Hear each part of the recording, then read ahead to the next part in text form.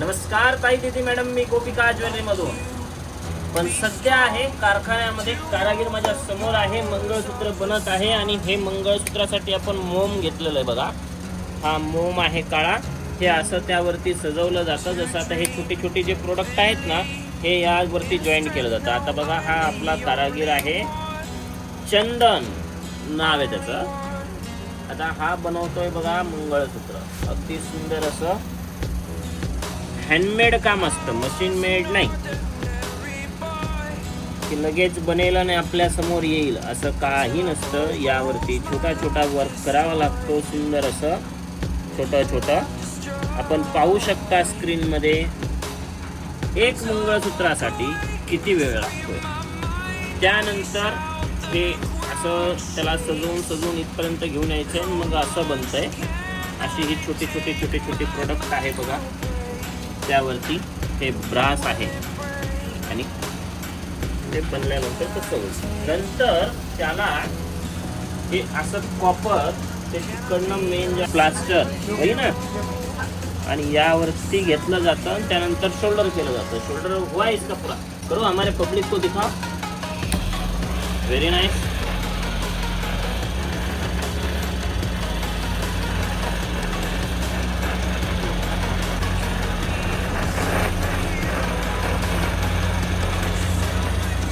ये भी हे आता गरम झालंय बघा. आणि गरम झाल्यानंतर त्या ठिकाणी ते आता जॉईंट्स त्याचे जे काही असतात ना, तिथे जॉईंट करतात आणि मग ते स्ट्रेट आपल्याकडे उभा राहण्याचं तयार होतं. म्हणजे ते तुटणार नाही. अशा पद्धतीचं ते बनलं जातं. खूप सुंदर दिसेल बघा. आता छोटे जॉईंट्स भरावं लागतात मॅडम. काही दीदी खूप मेहनत लागते हो त्याला बनवण्यासाठी. बघा कसे जॉईंट करतात. पूर्ण हँडमेड काम असतं. की गोल्डमध्ये जे बनलं जातं ना, तसंच काम असतं. माल पाहून असं सुख येईल सुखदेवच्या हातचा.